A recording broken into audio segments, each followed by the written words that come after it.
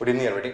हमने अकाउंटिंग की शुरुआत की थी जर्नल एंट्रीज के साथ। मतलब ये कि कोर्स जो हमारा स्टार्ट होता है वो थ्योरेटिकल डिस्कशन से स्टार्ट होता है, लेकिन फिर भी हमने अपनी क्लास में जर्नल एंट्री से शुरुआत की। सबसे पहले डेबिट और क्रेडिट का मतलब समझा और फिर किस तरह से ट्रांजैक्शंस को बुक्स ऑफ अकाउंट्स में रिकॉर्ड किया जाता है, डायरेक्ट इसकी बात करने लग गए। असेट्स, लायबिलिटीज, इनकम्स, एक्सपेंसेस, ये सब क्या होते हैं, इनका मीनिंग समझा। तो कुल मिला के जिस तरह से हमारा सिलेबस आगे बढ़ता है उससे थोड़ा सा अलग हमने पढ़ाई की है, थोड़ा सा स्कैटर्ड मैनर में पढ़ाई की है। न्यूमेरिकल डिस्कशन पहले किया। मुझे ऐसा लगा कि न्यूमेरिकल डिस्कशन अगर पहले करेंगे तो थ्योरेटिकल बातें ज्यादा अच्छे से समझ में आएंगी, इसीलिए बीच बीच में अकाउंटिंग प्रिंसिपल्स का भी डिस्कशन किया, छोटे छोटे अकाउंटिंग टर्म्स का भी डिस्कशन किया, कैश बेसिस, अक्रूवल बेसिस का भी डिस्कशन किया। और अब हम इस पोजीशन में हैं कि जो हमारा फर्स्ट टॉपिक है, छोटा सा टॉपिक है, इसको भी कंप्लीट किया जा सकता है, क्योंकि इसमें जो भी कंटेंट है वो वैसे तो हमको मालूम है, लेकिन फिर भी थ्योरेटिकल एंगल से जितने भी टॉपिक्स हैं एक बार सबको देखना जरूरी है। तो आज वाली क्लास में हम चैप्टर नंबर फर्स्ट में जो पॉइंट्स कवर हुए हैं उनका डिस्कशन करेंगे और आज वाली क्लास में ही ये टॉपिक खत्म भी हो जाएगा। शुरुआत करते हैं बुक कीपिंग और अकाउंटिंग के डिफरेंस से। और इनफैक्ट बुक कीपिंग और अकाउंटिंग के बीच में डिफरेंस का डिस्कशन करें उससे पहले अकाउंटिंग का जो प्रोसेस है, अकाउंटिंग में जो स्टेप्स इन्वॉल्व है उसका भी डिस्कशन करते हैं। वैसे तो मैंने आपको ये बताया है कि अकाउंट्स में हम शुरुआत करते हैं जर्नल एंट्रीज के साथ, उसके बाद बनाते हैं लेजर्स। जर्नल एंट्रीज कैसे पास होती हैं ये हम जानते हैं, लेजर्स बनाना भी सीख चुके हैं। देन उसके बाद ट्रायल बैलेंस, और ट्रायल बैलेंस के बाद फाइनेंशियल स्टेटमेंट्स।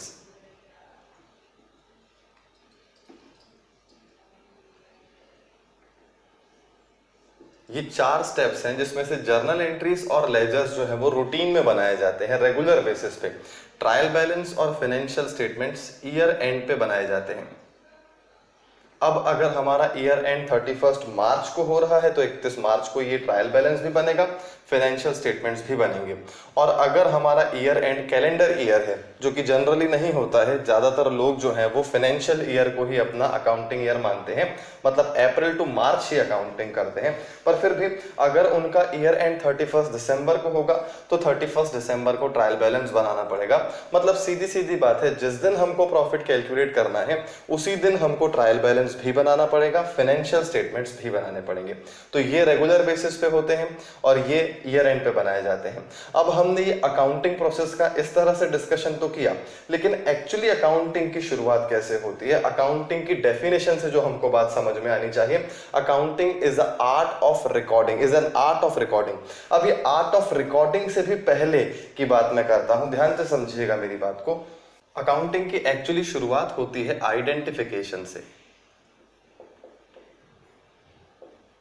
अब देखिए, भले ही हमने ये समझा है कि जर्नल एंट्रीज पहला स्टेप है, लेकिन जर्नल एंट्री से भी पहले हमको सोचना पड़ता है, आइडेंटिफाई करना पड़ता है, क्योंकि बहुत सारी एक्टिविटीज दिन भर में एक प्रोप्राइटर करता है, लेकिन हर एक्टिविटी को वो रिकॉर्ड नहीं करता।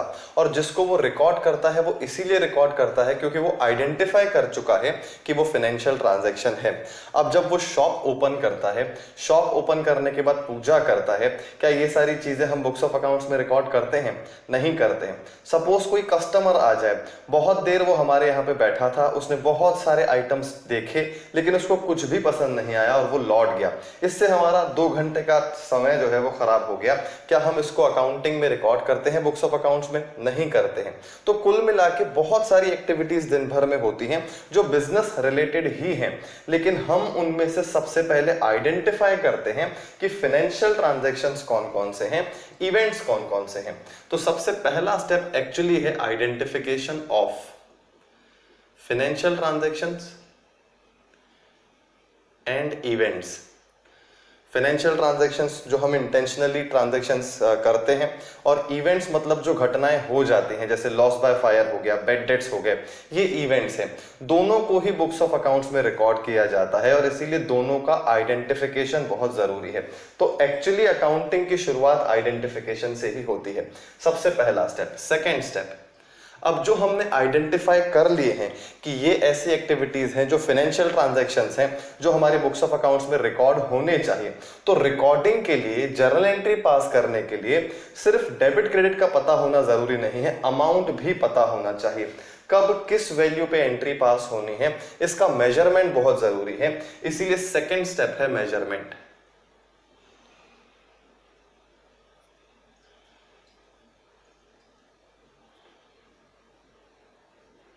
क्योंकि जर्नल एंट्री बिना अमाउंट के पास नहीं हो सकती। हमने ये समझा है कि डेबिट और क्रेडिट का अमाउंट हमेशा बराबर होता है। तो फाइनली जर्नल एंट्री पास करने से पहले अगर हमने ट्रांजैक्शन को आइडेंटिफाई कर लिया है तो उसकी वैल्यू को मेजर भी कर लेना चाहिए। मतलब मैं ये बोल सकता हूं कि ट्रांजैक्शन को आइडेंटिफाई किया तो अब वैल्यू को भी आइडेंटिफाई करना पड़ेगा, और वैल्यू के आइडेंटिफिकेशन को ही हम मेजरमेंट बोल रहे हैं।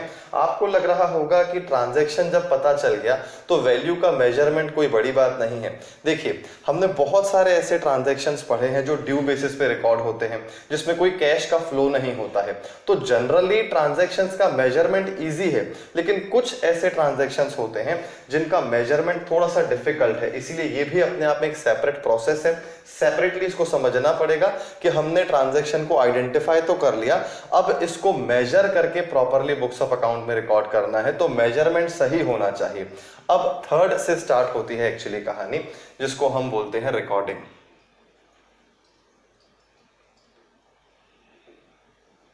आइडेंटिफाई कर लिया ट्रांजैक्शन को, मेजर भी कर लिया कि कितनी वैल्यू पे रिकॉर्ड करना है, और अब फाइनली रिकॉर्ड करते हैं, और रिकॉर्डिंग को ही हम बोलते हैं जर्नल एंट्री।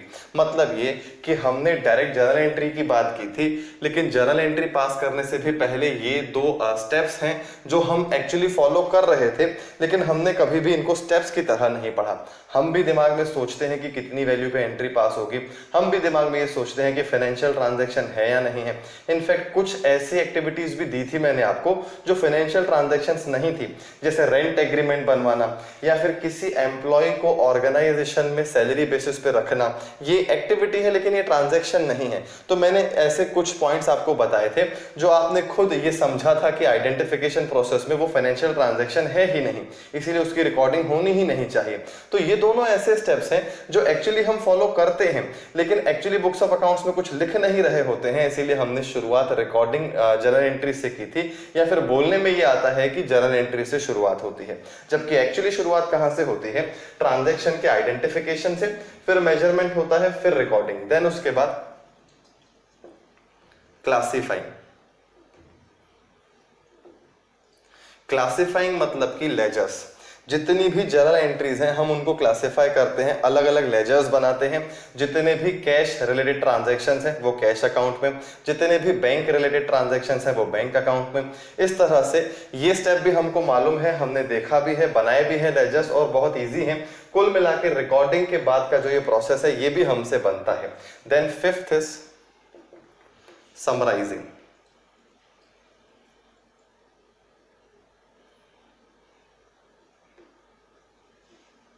समराइजिंग में ये जो ईयर एंड पे हम ट्रायल बैलेंस बना रहे हैं, जिसका अल्टीमेटली ऑब्जेक्टिव है फाइनेंशियल स्टेटमेंट्स बनाना, ये समराइजिंग में आते हैं। समराइज करना मतलब ये कि जितना डिटेल में हमने अकाउंटिंग की है, पहले हर ट्रांजैक्शन को डेली बेसिस पे रिकॉर्ड किया, फिर जर्नल एंट्री के बेसिस पे हमने साल भर लेजर्स बनाए, अब उनको समराइज करने की बात हो रही है। मतलब देखिए, ट्रायल बैलेंस किस तरह से बनता है? हर लेजर का जो फाइनल बैलेंस आता है, हर लेजर का कुछ ना कुछ बैलेंस होता ही है, और अगर किसी लेजर का कोई बैलेंस नहीं है तो वो ट्रायल बैलेंस में नहीं जाता है। तो ये लेजर्स के जो फाइनल बैलेंसेस हैं, जो जर्नल एंट्री पास करने के बाद, लेजर प्रॉपरली बनाने के बाद निकल सकता है। मतलब ये कि अब हम ट्रायल बैलेंस पे पहुंचे हैं तो हमने सारी चीजों को समराइज कर लिया है, बहुत ब्रीफ में चले गए हैं हम, जबकि हमने शुरुआत बहुत डिटेल से की थी, हर ट्रांजैक्शन को रिकॉर्ड करना, क्लासिफाई करना, और फाइनली अब हम इस पोजीशन में हैं कि जो मेहनत हमने की है हम उसको समराइज करके अपना फाइनल रिजल्ट बता सकते हैं। देखिए, ये जो जर्नल एंट्रीज और लेजर्स हैं ये थ्रू आउट द ईयर, हम पूरे साल भर ये मेहनत करते रहते हैं। जैसे आपकी पढ़ाई है, आप पूरे साल भर में न जाने कितने टॉपिक्स पढ़ते हैं, कितने सब्जेक्ट्स पढ़ते हैं, उन सब्जेक्ट्स के बेसिस पे आपके छोटे छोटे एग्जाम्स होते हैं, यूनिट टेस्ट होते हैं, फिर हाफ ईयरली एग्जाम्स होते हैं, फाइनल एग्जाम्स होते हैं, और अल्टीमेटली आप कहाँ पहुंचते हैं? अल्टीमेटली आप आपको रैंक बताई जाती है, आपका स्कोर क्या था ओवरऑल परसेंटेज में वो बताया जाता है। तो कहीं ना कहीं हम ये चीजें देखते हैं अपने स्कूल में भी। शुरुआत बहुत डिटेल में होती है, छोटी छोटी बहुत सारी बातें पढ़ते हैं, छोटे छोटे बहुत सारे एग्जाम्स देते हैं, फाइनल एग्जाम्स तक पहुंचते हैं और उसके बाद फाइनली हमको रिजल्ट दिया जाता है कि आपका ओवरऑल स्कोर इतना था, आपकी फाइनल रैंकिंग ये है। तो कहीं ना कहीं वहां पे भी तो समराइज हुई ना चीजें। अल्टीमेटली हमारी मेहनत को उन्होंने परसेंटेज में कन्वर्ट किया, रैंक में कन्वर्ट किया। वैसे ही जितने भी जर्नल एंट्रीज हैं, लेजर्स हैं, हम इनको समराइज करेंगे, कन्वर्ट करेंगे ट्रायल बैलेंस में और ट्रायल बैलेंस से बनाएंगे फाइनेंशियल स्टेटमेंट्स। क्योंकि जो अकाउंटिंग का बेसिक ऑब्जेक्टिव है प्रॉफिट का कैलकुलेशन, वो यहीं से होने वाला है। क्योंकि जनता को प्रॉफिट से मतलब है। हम जो ये जर्नल एंट्रीज पास कर रहे हैं उनसे उनका कोई लेना देना नहीं है। अब जनता का क्या मतलब है ये भी मैं आपको आज वाली क्लास में समझाऊंगा। यूजर्स ऑफ फाइनेंशियल इंफॉर्मेशन, ये जो हम मेहनत कर रहे हैं वो कहीं ना कहीं फाइनेंशियल स्टेटमेंट्स तक पहुंचने के लिए ही कर रहे थे। लेकिन फाइनेंशियल स्टेटमेंट्स एक बार बन जाए, जैसे हमने मेजरमेंट के बाद रिकॉर्डिंग की, क्लासिफाई किया, समराइज किया, समराइजिंग वाले स्टेप में ये फाइनेंशियल स्टेटमेंट्स बन गए। अब आगे क्या होगा वो समझिएगा। ये जो फाइनेंशियल स्टेटमेंट्स हैं इनको एनालाइज करना पड़ेगा, एनालाइजिंग एंड इंटरप्रिटेशन।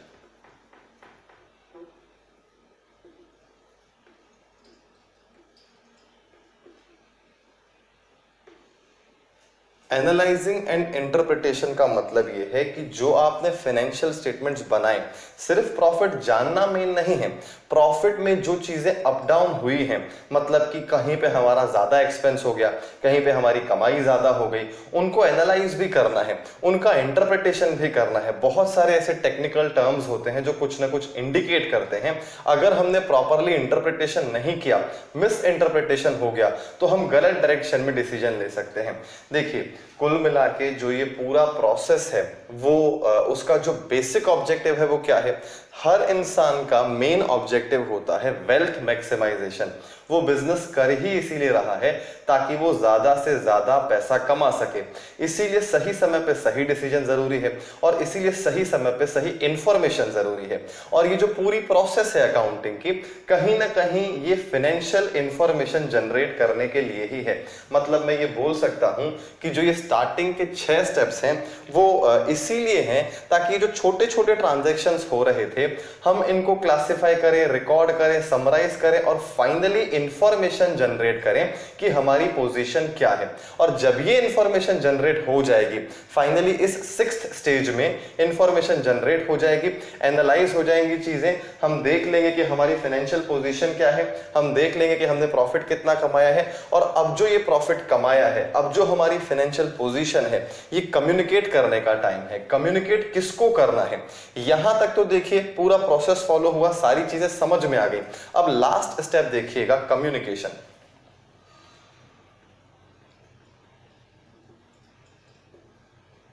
किसको कम्युनिकेट करना है? कम्युनिकेट करना है यूजर्स को। अब ये यूजर्स कौन है? यूजर्स मतलब बहुत सारे ऐसे लोग हैं, बहुत सारी ऐसी कैटेगरीज हैं जिनको ये जानना था कि हमारा फाइनल रिजल्ट क्या आ रहा है। सबका अपना अपना पर्सनल ऑब्जेक्टिव है ये जानने का कि हमारा फाइनल रिजल्ट क्या रहा। सबके ऑब्जेक्टिव के बारे में भी डिस्कशन करेंगे और यूजर्स क्या होते हैं इनके बारे में भी डिटेल में आज वाली क्लास में डिस्कशन करेंगे। लेकिन फाइनली आपको ये बात समझ में आनी चाहिए कि ये जो 6 स्टेप्स थे, इससे इंफॉर्मेशन जनरेट हो गई, हमने चीजों को एनालाइज कर लिया, सब कुछ पता कर लिया। लेकिन सिर्फ पता कर लेने से कुछ नहीं है, जो चीज हमने समझी है, जो चीज हमने पता की है, वो हमको बतानी भी पड़ेगी, तब जाके अकाउंटिंग का प्रोसेस कंप्लीट होगा। और बताना किसको है? उन सबको बताना है जिन जिनको ये इंफॉर्मेशन चाहिए थी। और एक्चुअली इंफॉर्मेशन चाहिए थी, पूरी डिटेल नहीं चाहिए थी। बुक्स ऑफ अकाउंट्स में जर्नल एंट्रीज कैसे पास हुई हैं, लेजर्स कैसे बनाए गए हैं, कैश अकाउंट में क्या बैलेंस आ रहा है, इस बात से किसी को कोई मतलब नहीं है। फाइनली इंफॉर्मेशन ये है कि हमारा प्रॉफिट हुआ कि लॉस हुआ और हमारी फाइनेंशियल पोजीशन कैसी है। ये फाइनल इंफॉर्मेशन जिसको हम बोलते हैं फाइनेंशियल इंफॉर्मेशन, लास्ट इंफॉर्मेशन जो 6 स्टेप्स कंप्लीट कर लेने के बाद हमको मिलेगी। हमको मिल जाने के बाद इस इंफॉर्मेशन को कम्युनिकेट भी करना पड़ेगा। और कम्युनिकेट करना पड़ेगा गवर्नमेंट को, कम्युनिकेट करना पड़ेगा एम्प्लॉइज को, कम्युनिकेट करना पड़ेगा मैनेजमेंट को। वैसे तो सोल प्रोप्राइटर्स के केस में एक ही इंसान है जो पूरा बिजनेस देख रहा है, लेकिन कई बार जो ये अकाउंटिंग प्रोसेस है वो अकाउंटिंग प्रोसेस करने वाला कोई और होता है, और फिर देखा जाए तो प्रोप्राइटर को भी कम्युनिकेशन में पता चलता है कि फाइनल रिजल्ट क्या रहा। और कंपनीज के केस में तो बहुत सारे शेयर होल्डर्स होते हैं। आपको बता दूं, एक कंपनी का मालिक बनना बहुत आसान है। आप मार्केट से कंपनी के शेयर्स खरीदेंगे, शेयर मार्केट से, और आप कंपनी के मालिक हो जाएंगे। और अगर एक कंपनी के बहुत सारे मालिक हैं तो उन सभी मालिकों को फाइनेंशियल इंफॉर्मेशन जाननी है, क्योंकि फाइनली उस इंफॉर्मेशन में उनका अपना पर्सनल इंटरेस्ट है, प्रॉफिट में उनका भी शेयर है, भले थोड़ा सा हो लेकिन शेयर तो है, इसीलिए इंफॉर्मेशन तो उनको भी चाहिए। तो ऐसे केस में कम्युनिकेशन बहुत इंपॉर्टेंट स्टेप है, क्योंकि अगर ये कम्युनिकेशन हट जाएगा तो फिर इसका जो बेसिक ऑब्जेक्टिव था ये सारी चीजें करने का, ये सारी मेहनत करने का, वो ऑब्जेक्टिव ही खत्म हो जाएगा। हमने फाइनली इंफॉर्मेशन जनरेट कर ली, लेकिन इंफॉर्मेशन का बेसिक मतलब यही होता है कि इंफॉर्मेशन को कम्युनिकेट करना है किसी को, तभी तो इंफॉर्मेशन जनरेट की है, अदरवाइज इंफॉर्मेशन जनरेट करने का क्या सेंस निकलेगा। इसीलिए कम्युनिकेशन पे अकाउंटिंग खत्म होती है। हमने जो ये 4 स्टेप्स पढ़े हैं, ये देखिए ये ऐसे स्टेप्स हैं जिसमें हमको मेहनत करनी है। 11th में ये चीजें कैसे होती हैं हमको ये देखना है, जबकि कम्युनिकेशन कैसे करना है ये 11th में हमको नहीं देखना है। आइडेंटिफिकेशन मेजरमेंट तो हम मन में ही कर लेते हैं, हमको पता ही नहीं चलता कि ये दोनों स्टेप्स हमने कब फॉलो कर लिए। इसीलिए हमने जनरली इस तरह से समझा है कि पहला स्टेप है जर्नल एंट्रीज, दूसरा है लेजर्स, तीसरा ट्रायल बैलेंस, चौथा फाइनेंशियल स्टेटमेंट्स, क्योंकि हमको अकाउंटिंग के एंगल से देखना था, क्योंकि हमको तो फाइनली 11th में किस तरह से क्या क्या सीखना है ये समझना था। लेकिन ओवरऑल अकाउंटिंग प्रोसेस की बात की जाए तो इस तरह से आपको आंसर लिखना चाहिए कि शुरुआत होती है आइडेंटिफिकेशन से, फिर मेजरमेंट किया जाता है ट्रांजैक्शंस का, इवेंट्स का भी मेजरमेंट किया जाता है। इवेंट्स के लिए तो मेजरमेंट और भी इंपॉर्टेंट है। अगर बिजनेस में आग लग जाए तो ये कोई ट्रांजैक्शन नहीं है, ये एक इवेंट है, लेकिन उस इवेंट में लॉस कितना हुआ इसका प्रॉपर मेजरमेंट करना पड़ेगा, तभी तो हम रिकॉर्डिंग के टाइम पे एंट्री पास कर पाएंगे। तो मेरे ख्याल से ये बातें समझ में आ रही होंगी। और सबसे खास बात जो क्वेश्चंस एग्जाम में पूछे जा सकते हैं वो यही है कि अकाउंटिंग खत्म कहां होती है। अकाउंटिंग फाइनेंशियल स्टेटमेंट्स पे खत्म नहीं होती है। देखिए, समराइजिंग में फाइनेंशियल स्टेटमेंट्स आ गए, हमने समरी बना ली, फाइनली चीजों को कंक्लूड कर लिया कि हमारा प्रॉफिट कितना है, लेकिन उसको एनालाइज करना है, ये कंपैरिजन करना है कि पिछले साल क्या था, इस साल क्या है, और आने वाले फ्यूचर में क्या प्रोस्पेक्ट्स हैं हमारे लिए, और फिर इन चीजों को कम्युनिकेट करना है। तो देखा जाए तो सारी चीजें इसीलिए हैं क्योंकि डिसीजन लेना है। समझिएगा बात को ध्यान से, डिसीजन लेना है। जितने भी लोग जुड़े हुए हैं, चाहे वो गवर्नमेंट हो, चाहे एम्प्लॉइज हो, चाहे शेयर होल्डर्स हो, इन्वेस्टर्स हो, कोई भी हो, सबको अपने अपने लेवल पे डिसीजन लेना है। और डिसीजन के लिए उनको इंफॉर्मेशन की जरूरत है, और वो इंफॉर्मेशन अकाउंटिंग के थ्रू कंप्लीट होती है और कम्युनिकेशन में जाके फाइनली उनको पता चल जाता है। तो अब समझिएगा ध्यान से, ये जो आइडेंटिफिकेशन है, मेजरमेंट है, रिकॉर्डिंग है, क्लासिफाइंग है, ये जो इनिशियल स्टेप्स हैं इनको बोला जाता है बुक कीपिंग।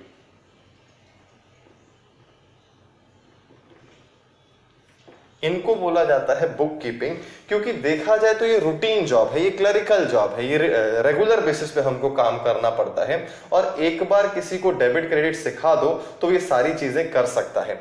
लेकिन जहां पे देखा जाए तो हमारी ज्यादा स्किल्स काम आने वाली हैं वो है समराइजिंग, एनालाइजिंग एंड इंटरप्रिटेशन और कम्युनिकेशन।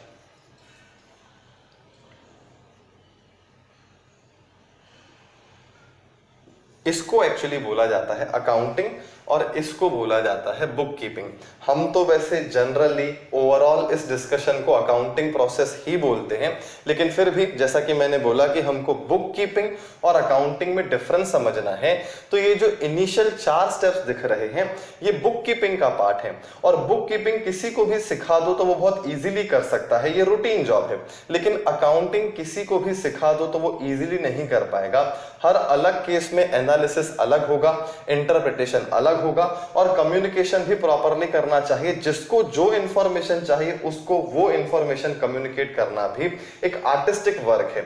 और ये बात बहुत छोटे से एग्जांपल से मैं आपको समझा सकता हूं। कई बार जब हम डॉक्टर के पास जाते हैं, फीवर है हमको सपोज, तो वो बोलता है कि आप ब्लड टेस्ट करवा लीजिए, और ब्लड टेस्ट करवाने हम चले जाते हैं। ब्लड टेस्ट जो करता है वो फाइनली रिपोर्ट आपको दे देता है, और उस रिपोर्ट पे डिसीजन जो है वो डॉक्टर ही लेता है।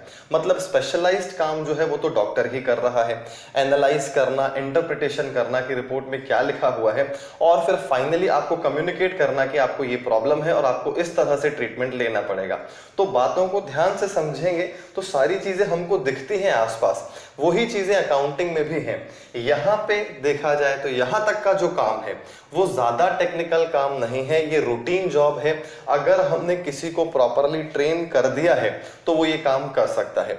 लेकिन हर अलग अलग केस में समराइज करना चीजों को, प्रॉपर प्रॉफिट लॉस का कैलकुलेशन करना, और स्पेशली उनका एनालाइजेशन करना, मतलब ये है कि जो चीजें हमको दिख रही हैं, ट्रायल बैलेंस जो हमने बनाया, उसके बाद जो फाइनेंशियल स्टेटमेंट्स हमने बनाए, उनको प्रॉपरली एनालाइज कर पाना, इंटरप्रिटेशन कर पाना कि अगर हमारा प्रॉफिट कम आया है तो प्रॉफिट कम आने का रीजन क्या है। सैलरी का खर्चा ज्यादा कर दिया इसीलिए प्रॉफिट कम आ सकता है, या फिर कस्टमर्स को ज्यादा डिस्काउंट अलाउ कर दिया इसीलिए हमारा प्रॉफिट कम आ सकता है, या फिर अगर प्रॉफिट ज्यादा आया है तो रीजन क्या है, हमने गुड्स जो बेचे हैं वो ज्यादा महंगे में बेचे हैं, ये रीजन हो सकता है, या फिर हमने क्वांटिटी ज्यादा बेची है, ये भी रीजन हो सकता है। तो कुल मिला के सिर्फ प्रॉफिट कैलकुलेशन इंपॉर्टेंट नहीं है, क्योंकि ये जो स्टेप्स हमने इनिशियली देखे इनके बेसिस पे प्रॉफिट तो निकल आएगा, लेकिन उसको एनालाइज करना, इंटरप्रिटेशन करना कि प्रॉफिट अगर ज्यादा हुआ तो उसके रीजंस क्या है, प्रॉफिट अगर कम है तो उसके रीजंस क्या है,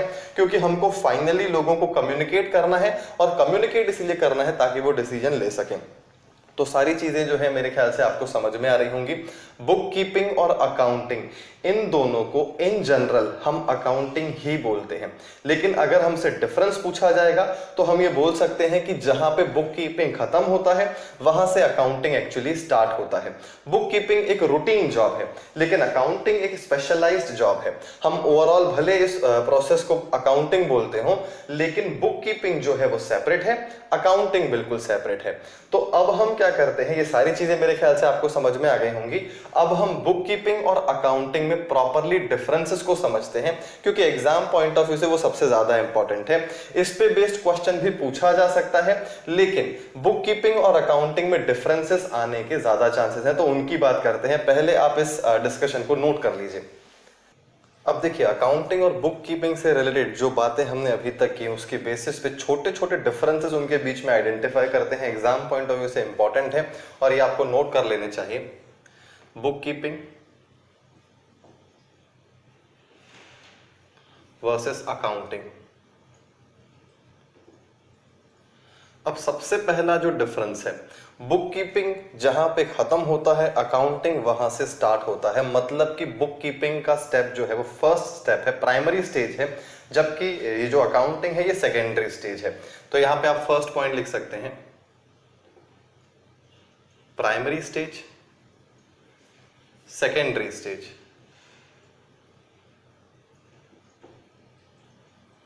क्योंकि हमने देखा कि शुरुआत बुक कीपिंग से होती है, पहले के जो 4 स्टेप्स हैं वो बुक कीपिंग है, उसके बाद अकाउंटिंग स्टार्ट होती है। मतलब अकाउंटिंग तब तक नहीं हो सकती जब तक बुक कीपिंग कंप्लीट नहीं हो जाती। अगर बुक्स ऑफ अकाउंट्स प्रॉपरली बने हुए नहीं है तो अकाउंटिंग हो ही नहीं सकती। सेकेंड जो इंपॉर्टेंट डिफरेंस है वो ये है कि बुक कीपिंग का बेस है बुक कीपिंग का ऑब्जेक्टिव है अकाउंटिंग के लिए बेस प्रोवाइड करना। जब तक बुक कीपिंग अच्छी नहीं होगी तब तक प्रॉपर अकाउंटिंग नहीं हो सकती है। तो यहां पे लिख सकते हैं, it provides base for accounting and for preparation of financial statements. जबकि यहां अकाउंटिंग का ऑब्जेक्टिव क्या है, इसका ऑब्जेक्टिव है एनालिसिस, इसका ऑब्जेक्टिव है इंटरप्रिटेशन और कम्युनिकेशन। किसको कम्युनिकेट करना है, जो इंटरेस्टेड यूजर्स हैं, जिनको फाइनेंशियल इंफॉर्मेशन चाहिए उसको कम्युनिकेट करना है। तो यहां पे लिख सकते हैं, its objective is to analyse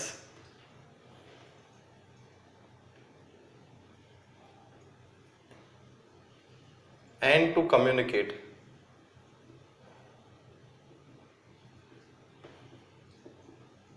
financial information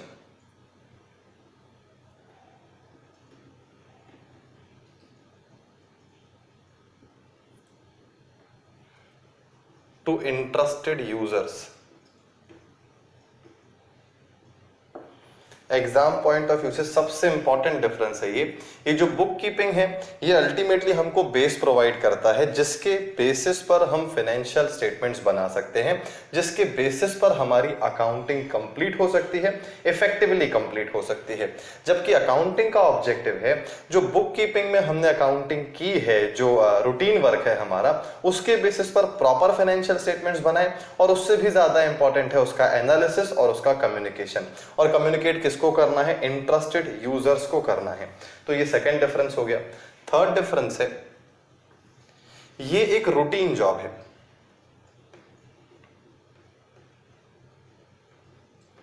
it is a routine work, और यहां पे लिख सकते हैं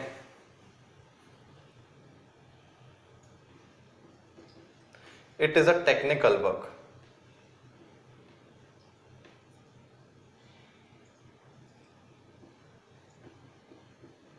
which requires special skills। Special skills का क्या ये मतलब है क्या कि हमको डेबिट क्रेडिट का नॉलेज होना चाहिए? बिल्कुल भी नहीं। डेबिट क्रेडिट का नॉलेज तो बुक कीपिंग के लिए जरूरी है। यहाँ पे अकाउंटिंग में बुक कीपिंग से ज्यादा आगे की बात करनी है तो डेबिट क्रेडिट से ऊपर उठना पड़ेगा। मतलब हम ये बोल सकते हैं कि 11th में जो हमको सिखाया जाता है उसका 90% पोर्शन तो बुक कीपिंग है। किस तरह से एंट्रीज पास करनी है, अकाउंटिंग इक्वेशन, लेजर्स, ये सारी चीजें जो है वो बुक कीपिंग का पार्ट है।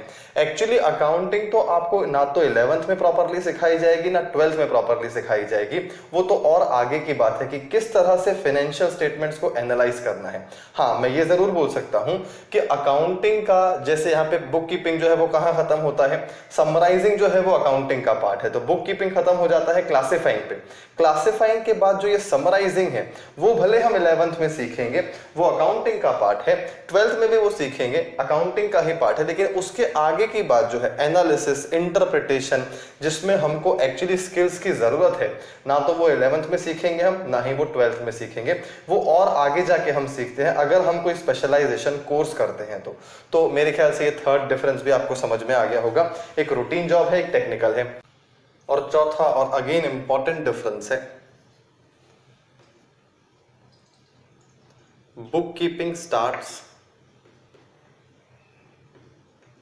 from identifying the transactions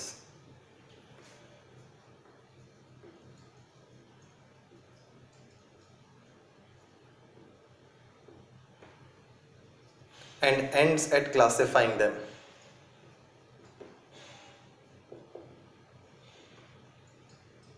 book keeping start होता है आइडेंटिफिकेशन से, ट्रांजैक्शंस को आइडेंटिफाई करना, फिर मेजरमेंट होता है, रिकॉर्डिंग होती है, और फिर क्लासिफिकेशन पे ये खत्म हो जाता है। जबकि अकाउंटिंग कहां से स्टार्ट होती है? अकाउंटिंग स्टार्ट होती है समराइजेशन से। तो यहां पे लिख सकते हैं accounting starts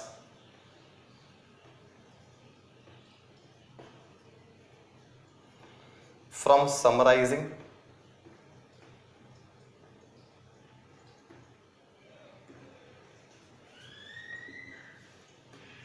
and ends at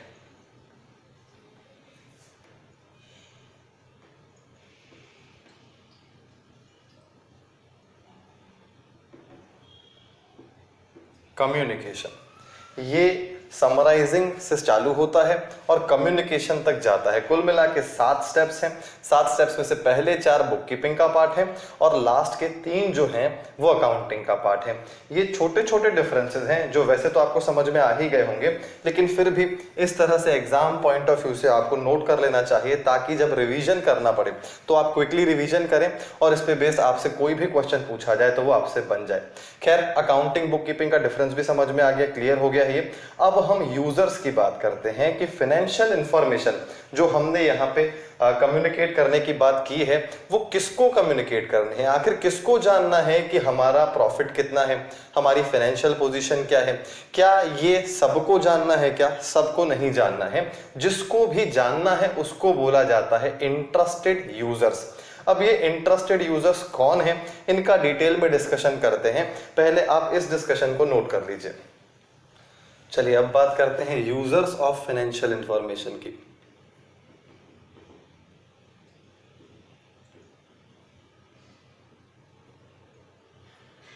जिसको हम यूजर्स ऑफ अकाउंटिंग इंफॉर्मेशन भी बोल सकते हैं।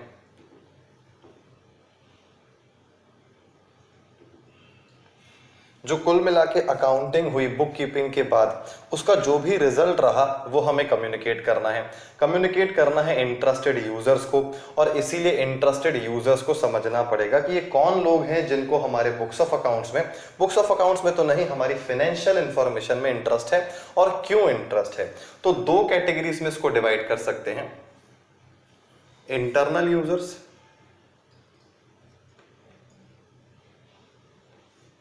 External users. अब देखिए इंटरनल यूजर्स किसको बोला जा रहा है। इंटरनल यूजर्स बोला जा रहा है जिसको बुक्स ऑफ अकाउंट्स देखने का राइट है। बुक्स ऑफ अकाउंट्स देखिए सब ऑर्गेनाइजेशंस अपने लेवल पे बनाते हैं, ये पब्लिक के लिए अवेलेबल नहीं रहती। फाइनेंशियल इंफॉर्मेशन का पता होना और जर्नल एंट्रीज देखने का राइट होना, ये अलग अलग बातें हैं। हर इंसान बुक्स ऑफ अकाउंट्स में जर्नल एंट्रीज जाके चेक नहीं कर सकता है हमारे बिजनेस की। तो ये लोग वो लोग हैं इंटरनल यूजर्स जिनको जर्नल एंट्रीज चेक करने का, लेजर्स चेक करने का राइट है। मतलब ये वो लोग हैं जो मालिक हैं या तो फिर मैनेजमेंट का पार्ट है, जो अकाउंटिंग में इन्वॉल्व है, या फिर ये इतने हायर लेवल के लोग हैं जो हमारे बुक्स ऑफ अकाउंट्स को कभी भी चेक कर सकते हैं। अब देखिए सोल प्रोप्राइटर बिजनेस की अगर बात की जाए तो सोल प्रोप्राइटर ही अकेला सिर्फ इस कैटेगरी में आएगा, क्योंकि वहां पे कोई अलग से मैनेजमेंट नहीं होता। लेकिन बड़ी बड़ी कंपनीज में डायरेक्टर्स होते हैं, मैनेजर्स होते हैं और ओनर्स भी होते हैं। तो ये सब जो है वो इंटरनल यूजर्स में आते हैं। ये ऑर्गेनाइजेशन का ही पार्ट है, लेकिन ऑर्गेनाइजेशन का पार्ट होने के साथ साथ अकाउंटिंग की जो बुक्स ऑफ अकाउंट्स हैं इन पे एक्सेस भी इनको अवेलेबल रहता है। सबको अवेलेबल नहीं रहता।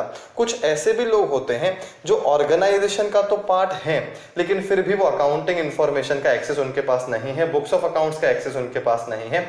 जैसे एम्प्लॉइज, अब समझिएगा, ये जो एम्प्लॉइज होते हैं वो भी ऑर्गेनाइजेशन का ही पार्ट है, वो भी ऑर्गेनाइजेशन में काम कर रहे हैं, तो एक प्रकार से इंटरनल पार्ट हो गया ऑर्गेनाइजेशन का।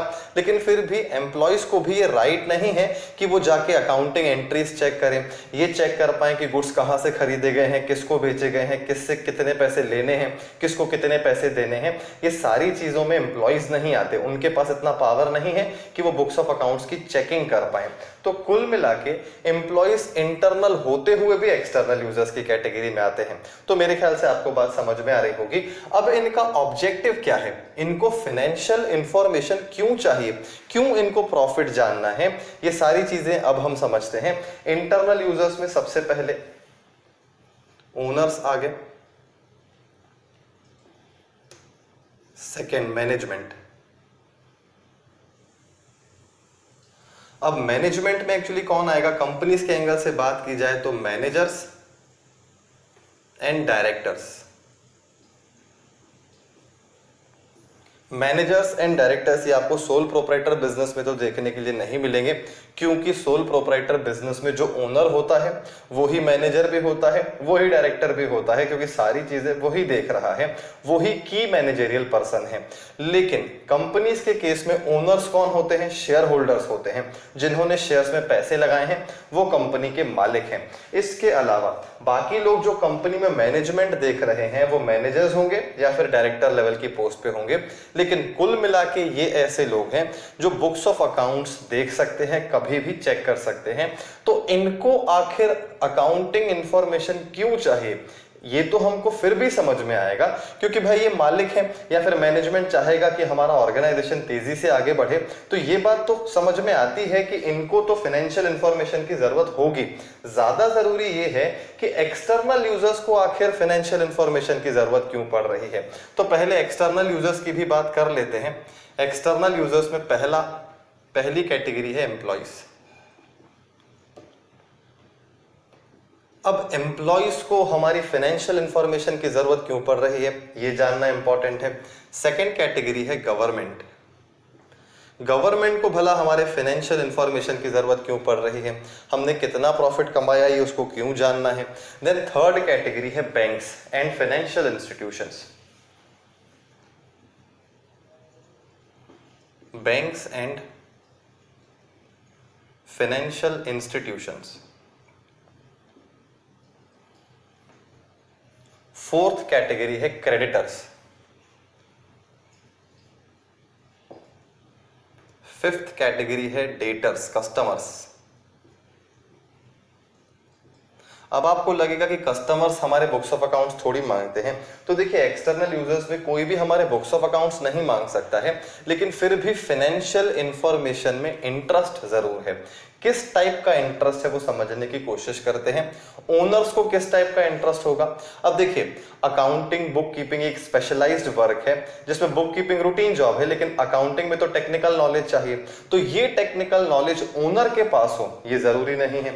मतलब अकाउंटिंग वो किसी और से भी करवा सकता है। ज्यादातर लोग अकाउंटिंग किसी और से करवाते हैं, बहुत कम लोग ऐसे होते हैं जो खुद अकाउंटिंग करते हैं, जिनके पास इतना टेक्निकल नॉलेज होता है कि वो बिजनेस मैनेज भी कर ले। सोल प्रोप्राइटर्स की बात कर रहा हूं। कंपनीज के केस में तो अकाउंटिंग सेपरेटली ही होती है। तो कुल मिला के यहां पे इंटरनल यूजर्स में जो ओनर्स हैं उनको तो प्रॉफिट में फाइनेंशियल इंफॉर्मेशन में इंटरेस्ट इसीलिए है क्योंकि उनको प्रॉफिट जानना है, क्योंकि अल्टीमेटली पूरा का पूरा प्रॉफिट उनको ही तो मिलने वाला है। हमने अकाउंटिंग इक्वेशन में भी सीखा है और पहले भी बात की है कि अगर कोई प्रॉफिट बिजनेस में होता है तो पूरा का पूरा प्रॉफिट जो है वो प्रोप्राइटर को जाता है। पूरा का पूरा जो प्रॉफिट है वो कंपनीज के केस में शेयर होल्डर्स को जाएगा, पार्टनरशिप फर्म के केस में पार्टनर्स को जाएगा। तो कुल मिला के ये सब लोग मालिक हैं, तो मालिकों को तो फाइनेंशियल इंफॉर्मेशन पता होनी ही चाहिए कि वो साल भर में कितना कमा रहे हैं, क्योंकि उस प्रॉफिट पे इन्हीं का तो राइट है। तो जिसका राइट है उसके पास नॉलेज भी तो होना चाहिए कि वो कितना कमा रहा है। इसीलिए ओनर्स को फाइनेंशियल इंफॉर्मेशन पता होना ये तो बहुत लॉजिकल दिख रहा है।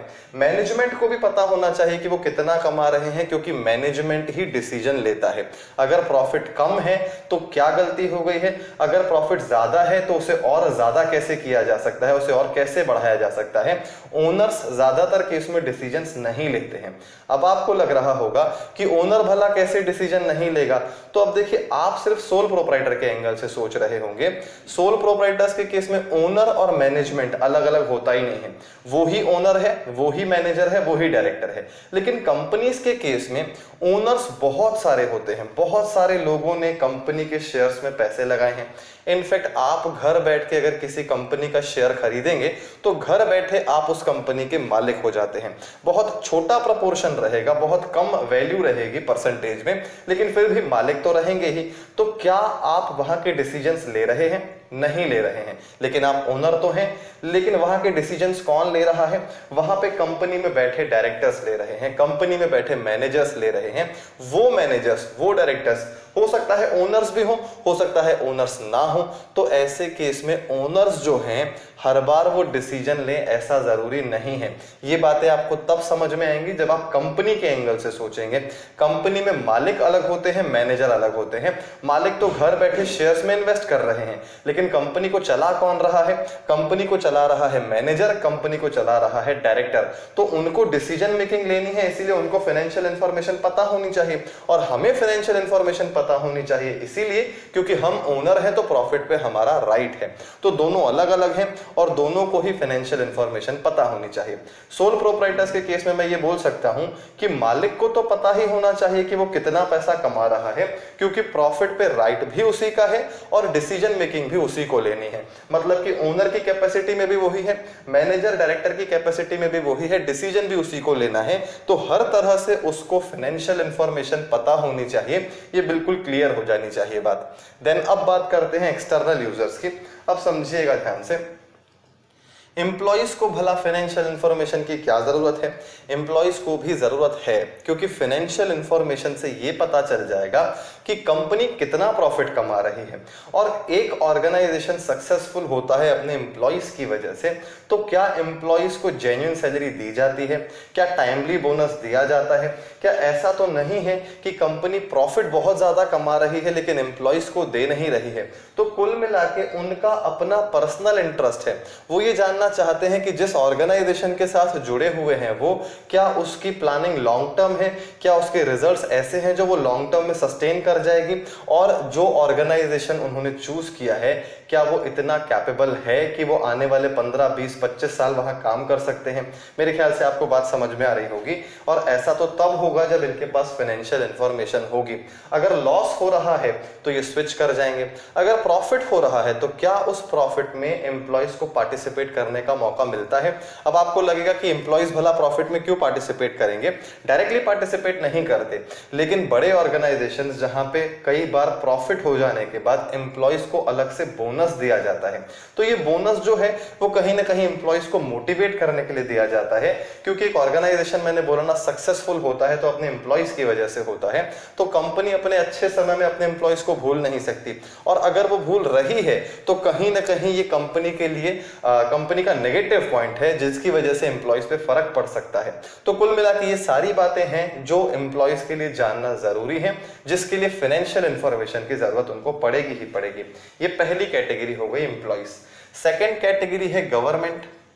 गवर्नमेंट का तो सीधा रोल है उसको टैक्स कलेक्ट करना है, क्योंकि सरकार ने जो टैक्सेस लगाए हैं वो प्रॉफिट पे भी लगाए हैं, इसके अलावा जीएसटी जो है वो टर्नओवर पे लगता है। तो कहीं ना कहीं गवर्नमेंट को भी फाइनेंशियल इंफॉर्मेशन की जरूरत इसीलिए है ताकि हम गवर्नमेंट को सही और सही समय पे पेमेंट कर रहे हैं टैक्सेस का, ये पता चल जाए। गवर्नमेंट को और किसी बात से मतलब नहीं है, गवर्नमेंट ये नहीं जानना चाहती है कि आप प्रॉफिट ज्यादा क्यों कमा रहे हैं या फिर कम क्यों कमा रहे हैं, लेकिन जितना भी कमा रहे हैं उस पे सही समय पे सही अमाउंट टैक्स का जमा कर रहे हैं कि नहीं कर रहे हैं, एटलीस्ट इतना जानना तो उसका राइट है, और इसीलिए इसको फाइनेंशियल इंफॉर्मेशन की जरूरत पड़ती है। तो देखिए, सबका ऑब्जेक्टिव अलग अलग है। एम्प्लॉयज को चाहिए था बोनस, इसीलिए वो इंटरेस्टेड थे। गवर्नमेंट को कलेक्ट करना है टैक्स, इसीलिए वो इंटरेस्टेड है। बैंक्स और फाइनेंशियल इंस्टीट्यूशंस का भी अपना इंटरेस्ट है, वो लोन देते हैं हमको, और वो हमको लोन क्यों दे, वो लोन देते हैं इंटरेस्ट कमाने के लिए। लेकिन हर किसी को अगर लोन देते रहेंगे और अगर सामने वाला पैसे नहीं चुका पाया तो ये तो बर्बाद हो जाएंगे बैंक्स, और ऐसा हुआ भी है। आपने देखा होगा रिसेंटली कई फ्रॉड्स हुए हैं बैंक्स के साथ। तो कुल मिला के बैंक वाले भी क्या करते हैं, फाइनेंशियल इंफॉर्मेशन देखते हैं। पहले ये चेक करते हैं कि पार्टी साउंड है कि नहीं, हमारा क्लाइंट जिसको हम पैसे देने की बात कर रहे हैं वो साउंड है कि नहीं, वो पैसे चुका पाएगा कि नहीं चुका पाएगा, उसकी कमाई क्या है। ये सारी बातें कहां से पता चलेंगी, ये सारी बातें पता चलेंगी फाइनेंशियल इंफॉर्मेशन से। अगर फाइनेंशियल इंफॉर्मेशन से ये समझ में आता है कि साउंड पार्टी नहीं है, प्रॉफिट बहुत ज्यादा नहीं है, टर्नओवर बहुत ज्यादा नहीं है, तो ऐसे केस में उसको लोन देके नुकसान ही होने वाला है। आने वाले समय में उस लोन का वो रीपेमेंट ही नहीं कर पाएगा। तो मेरे ख्याल से आपको ये चीज क्लियरली समझ में आ रही होगी कि बैंक वाले भी पैसा देने से पहले फाइनेंशियल इंफॉर्मेशन मंगवाएंगे। हर बैंक को हमारे फाइनेंशियल इंफॉर्मेशन में इंटरेस्ट नहीं है। जिस बैंक से हमें लोन चाहिए वो लोन देने से पहले हमारे बुक्स ऑफ अकाउंट्स भी चेक कर सकते हैं। बहुत खास बात बोल रहा हूं मैं, वैसे तो फाइनेंशियल इंफॉर्मेशन से उनका काम हो जाएगा, लेकिन कई बार हम बैंकों से इतने ज्यादा पैसे ले लेते हैं कि बैंक वाले अपना एक स्टाफ ही हमारे यहाँ पे छोड़ देते हैं कि ये चेक करेगा, ये मैनेजमेंट का पार्ट बन जाएंगे, क्योंकि आपको हमने बहुत ज्यादा पैसा दिया है और कहीं ना कहीं ऑर्गेनाइजेशन हमारे पैसे की वजह से ही चल रहा है। लेकिन हमको इतने रेयर केसेस डिस्कस करने की जरूरत नहीं है। बेसिकली इतनी सी बात समझ में आनी चाहिए कि अगर हमने बैंक से पैसे लिए हैं तो बैंक वाले भी हमारी फाइनेंशियल इंफॉर्मेशन चेक करेंगे, हमारे फाइनेंशियल स्टेटमेंट्स मंगवाएंगे, ये देखेंगे कि हम कमा रहे हैं कि नहीं कमा रहे हैं। इनफैक्ट बैंक वाले क्या करते हैं, बैंक वाले जब सीसी लिमिट देते हैं, सीसी लिमिट एक कैटेगरी है, एक प्रोडक्ट है जिसमें आप जब चाहें उतना पैसा अपने अकाउंट से निकाल सकते हैं, एक लिमिट डिसाइड कर ली जाती है। बैंक वाले आपके फाइनेंशियल स्टेटमेंट्स देख के हर साल जो लिमिट है वो रिवाइज कर देते हैं। अगर आपकी फाइनेंशियल पोजीशन अच्छी है तो लिमिट आपकी बढ़ा दी जाएगी, फाइनेंशियल पोजीशन खराब है, सेल अच्छी नहीं है, टर्नओवर नहीं कर पा रहे हैं आप, तो आपकी लिमिट कम कर दी जाती है ताकि आप ज्यादा पैसा बैंक से विड्रॉ ना कर पाए, ज्यादा लोन ना ले पाए। तो कुल मिला के ये ऐसा इसीलिए है क्योंकि बैंक वालों को हमारी फाइनेंशियल पोजीशन सही नहीं लगी होगी या फिर हमारा परफॉर्मेंस सही नहीं लगा होगा। तो कुल मिला के बैंक वालों का अपना पर्सनल इंटरेस्ट है, वो समझ में आ रही होगी बात। और ये जो डेटर्स और क्रेडिटर्स हैं, कस्टमर्स हैं और सप्लायर्स हैं, इनको फाइनेंशियल इंफॉर्मेशन की क्या जरूरत है। देखिए, हर क्रेडिटर को, हर कस्टमर को इन जनरल फाइनेंशियल इंफॉर्मेशन की जरूरत नहीं होती है। जैसे हम किसी दुकानदार के लिए कस्टमर हैं, अगर हम वहां पे जाते हैं तो क्या हम ये बोलते हैं क्या कि हम तुमसे कुछ तभी खरीदेंगे जब तुम एक अच्छे सप्लायर होगे, अच्छे बिजनेसमैन होगे, अपने फाइनेंशियल इंफॉर्मेशन चेक करवाओ, हमको देखना है, जब तक देखेंगे नहीं तब तक हम कुछ नहीं खरीदेंगे। तो वो आपको भगा देगा, बोलेगा नहीं आपको खरीदना है तो आप जा सकते हैं, फाइनेंशियल इंफॉर्मेशन हम आपको नहीं दिखाएंगे। वो ऐसा इसीलिए बोल सकता है क्योंकि हम हो सकता है उसके लिए बहुत छोटे कस्टमर हो। लेकिन अगर हम किसी के लिए बहुत बड़े कस्टमर हैं, जैसे आप देखेंगे जो फॉरेन से लोग यहाँ आते हैं, फॉरेन से लोग जब यहाँ पे कॉन्ट्रैक्ट करने के लिए आते हैं, सपोज यहाँ पे इंडिया में कोई कंपनी है, इंडियन कंपनी है, उसको यूएस में सप्लाई करना है, एक्सपोर्ट करना है। अब यूएस में एक्सपोर्ट करना है तो वो छोटे लेवल पे तो नहीं होगा, बहुत बड़े लेवल पे होगा। और यूएस का जो कस्टमर होगा वो भी अपने लेवल पे पूरी कोशिश करेगा कि अगर वो इंडिया से गुड्स मंगवा रहा है, इतनी दूर से गुड्स आ रहे हैं, तो क्वालिटी सही होनी चाहिए। और क्वालिटी सही तब होगी जब इस इंडियन कंपनी की इमेज अच्छी होगी, फाइनेंशियल पोजीशन अच्छी होगी। तो ऐसे बड़े कस्टमर्स के लिए, ऐसे बड़े कस्टमर्स जो हैं हमसे फाइनेंशियल स्टेटमेंट्स की डिमांड कर सकते हैं। इंडियन कंपनी यही सोचेगी कि इतना बड़ा कस्टमर है, हम इसको कैसे जाने दे सकते हैं, हमारी फाइनेंशियल स्टेटमेंट्स ही तो चाहता है। और वो भी इसीलिए चाहता है ताकि वो जज कर पाए कि हमारे गुड्स की क्वालिटी सही है कि नहीं और उसे आगे कैरी करना है कि नहीं। इसीलिए इंडियन कंपनी उसको अपने फाइनेंशियल स्टेटमेंट्स दे सकती है, फाइनेंशियल इंफॉर्मेशन दे सकती है कि आप इंफॉर्मेशन चेक कर सकते हैं और उसके बेसिस पे डिसाइड कर सकते हैं कि आपको गुड्स खरीदने हैं कि नहीं खरीदने हैं। तो मतलब ये कि डेटर्स और क्रेडिटर्स को बहुत रेयरली फाइनेंशियल इंफॉर्मेशन की जरूरत पड़ती है, पर पड़ती जरूर है। तो कुल मिला के ये इंटरनल यूजर्स हो गए, ये एक्सटर्नल यूजर्स हो गए, इन्हीं को कम्युनिकेट की जाती है अकाउंटिंग इंफॉर्मेशन। मतलब कुल मिला के जो वो 7th स्टेप था, हमने पूरी अकाउंटिंग बुक कीपिंग से स्टार्ट की, फिर अकाउंटिंग पे आए, समराइजेशन हुआ, एनालिसिस हुआ, इंटरप्रिटेशन हो गया। जब कम्युनिकेशन की बात आई तो कम्युनिकेशन इनको करना है, एक्सटर्नल यूजर्स को और इंटरनल यूजर्स को। अब एक बार इंफॉर्मेशन सबको कम्युनिकेट हो गई तो फिर अकाउंटिंग प्रोसेस खत्म। तो मेरे ख्याल से ओवरऑल ये प्रोसेस आपको समझ में आ रहा होगा। आज हमने ज्यादा डिटेल में सारी चीजों को डिस्कस किया है, बिल्कुल स्टार्टिंग से और बिल्कुल लास्ट तक। तो इस डिस्कशन को भी नोट कर लीजिए, फिर आगे की बात करते हैं। अब देखिए, अकाउंटिंग वर्सेस बुक कीपिंग का डिस्कशन हो गया, यूजर्स का डिस्कशन हो गया कि इंटरेस्टेड यूजर्स कौन होते हैं और आखिर उनको क्यों इंटरेस्ट है हमारे फाइनेंशियल स्टेटमेंट्स में, हमारी फाइनेंशियल इंफॉर्मेशन में, इसका डिस्कशन हो गया है। अब नेक्स्ट टॉपिक देखते हैं। नेक्स्ट टॉपिक है qualitative characteristics, qualitative characteristics of accounting information। पहले तो इसका मीनिंग बता देता हूं मैं, एग्जाम पॉइंट ऑफ व्यू से तो बहुत इंपॉर्टेंट है ही। कई बार क्वेश्चंस ऐसे होते हैं जिनमें हम अपने मन से आंसर लिख सकते हैं, अपने मन से पॉइंट्स बना सकते हैं, ये क्वेश्चन उनमें से नहीं है। Qualitative characteristics of accounting information का मतलब ये है कि हमारी अकाउंटिंग इंफॉर्मेशन में, हमारी फाइनेंशियल इंफॉर्मेशन में कौन कौन से गुण होने चाहिए, कौन कौन सी क्वालिटीज होनी चाहिए। नाम ही है क्वालिटेटिव कैरेक्टरिस्टिक्स।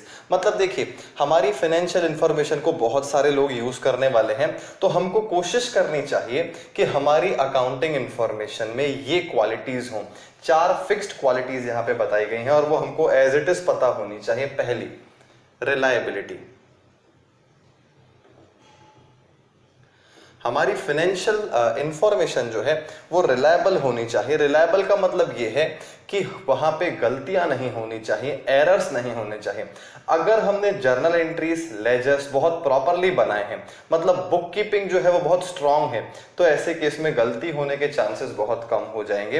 रिलायबिलिटी का मतलब कहीं ना कहीं ये भी है कि कई जगह अकाउंटिंग में एस्टिमेट्स का यूज किया जाता है, तो वहां पे हमको कोशिश करनी चाहिए कि जहां पे भी हम एस्टिमेशन बेस्ड अकाउंटिंग कर रहे हैं वो एस्टिमेट भी रिलायबल होने चाहिए। जैसे डेप्रिसिएशन, हर साल मशीन की वैल्यू कम होती है, लेकिन एग्जैक्टली कितनी कम हो रही है ये हमको मालूम नहीं है। तो हम एक एस्टिमेटेड बेसिस पे एक रेट ऑफ परसेंटेज डिसाइड करते हैं कि सपोज 10% से वैल्यू गिरेगी मशीन की, तो ये 10% रियलिस्टिक परसेंटेज है कि नहीं है ये भी चेक कर लेना चाहिए। अगर ये सारी चीजें सही होंगी तो रिलायबल अकाउंटिंग इंफॉर्मेशन मानी जाएगी। रिलायबल का मतलब सीधा है सही अकाउंटिंग इंफॉर्मेशन, मतलब उसमें गलतियां नहीं होनी चाहिए और वो बायस्ड नहीं होनी चाहिए। सेकंड,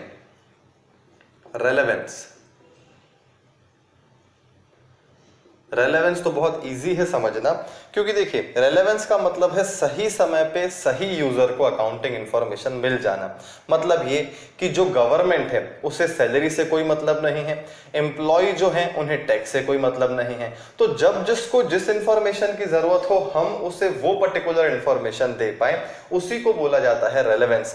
अब आज की डेट में अगर मैं आपसे ये बोलूं कि देखिए आपके लिए ये पर्टिकुलर क्वेश्चन बहुत इंपॉर्टेंट है, ये सीए एग्जाम में पूछा जाता है, टोटली इररिलेवेंट बात हो जाएगी, क्योंकि जो कोर्स अभी आप पढ़ रहे हैं उसके लिए अगर कोई चीज इंपॉर्टेंट है वो आपके लिए रेलेवेंट है।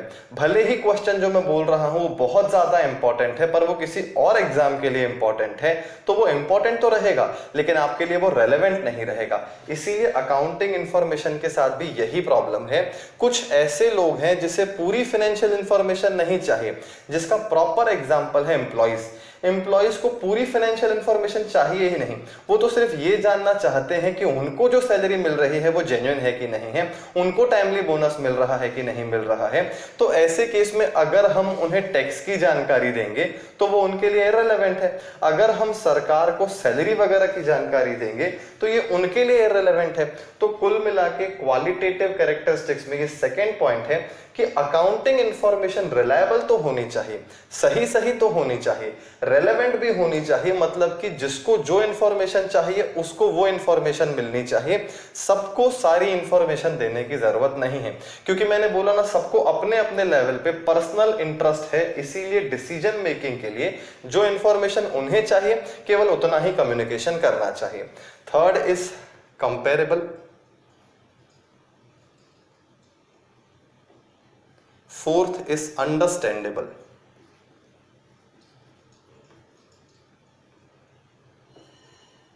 बहुत सिंपल पॉइंट्स हैं।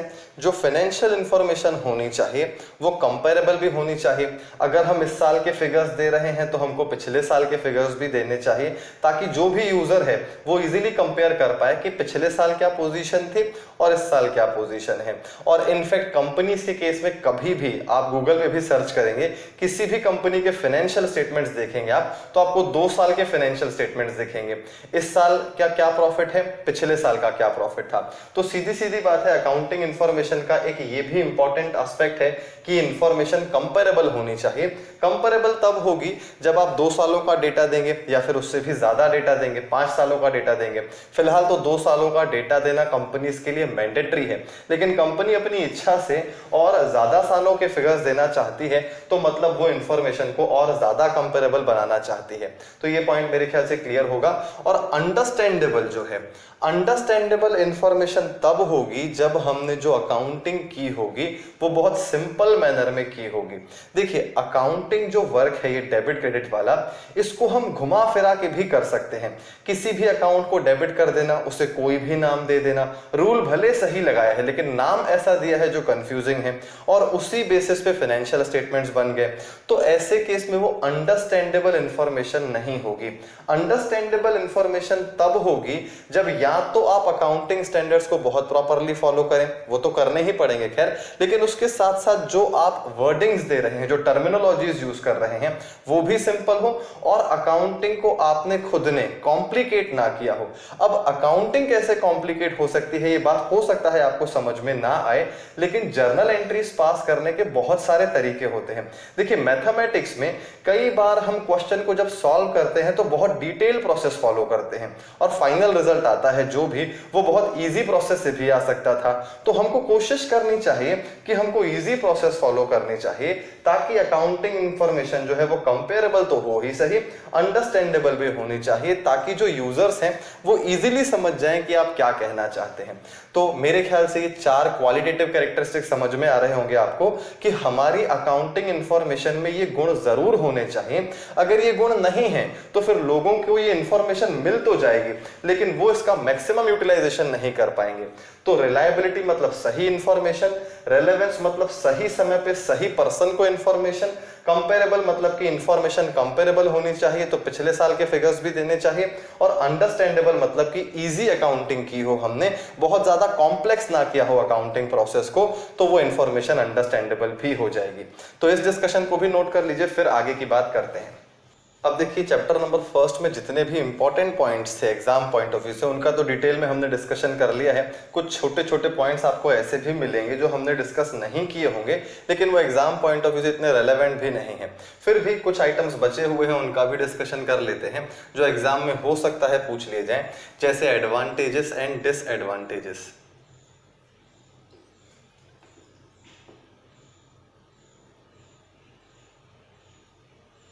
अकाउंटिंग के एडवांटेजेस से ज्यादा डिसएडवांटेजेस जरूरी है जानना, क्योंकि एडवांटेजेस तो हमको बन ही जाएंगे, ऑब्जेक्टिव्स पता है, अभी अभी यूजर्स के बारे में पढ़ा है, हमने ये समझा कि गवर्नमेंट को टैक्स पर्पस के लिए अकाउंटिंग इंफॉर्मेशन की जरूरत है। तो कहीं ना कहीं एडवांटेज में हम ये लिख सकते हैं कि अकाउंटिंग की वजह से ही हम अपना टाइमली टैक्स पे कर पाते हैं, प्रॉपर टैक्स कैलकुलेशन कर पाते हैं। तो ये जो यूजर्स की बातें पढ़ी वो कहीं ना कहीं एडवांटेजेस में कन्वर्ट करके हम लिख सकते हैं, क्योंकि आप इनके एडवांटेजेस पढ़ेंगे तो आपको इजीली समझ में आएंगे। पहला एडवांटेज है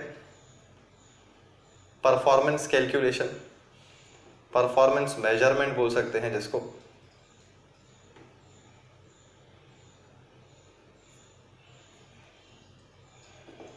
second,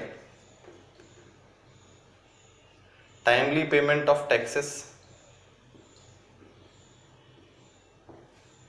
timely bonus to employees,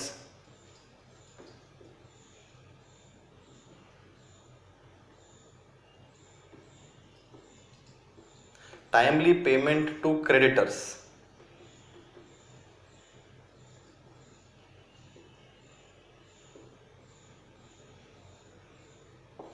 ये देखिए सारे के सारे कहीं ना कहीं यूजर से हमको पॉइंट्स मिल रहे हैं। पहला, हम सरकार को सही समय पे टैक्स दे पाएंगे, हम अपना परफॉर्मेंस तो मेजर कर ही लेंगे, अपनी फाइनेंशियल पोजीशन तो जान ही लेंगे।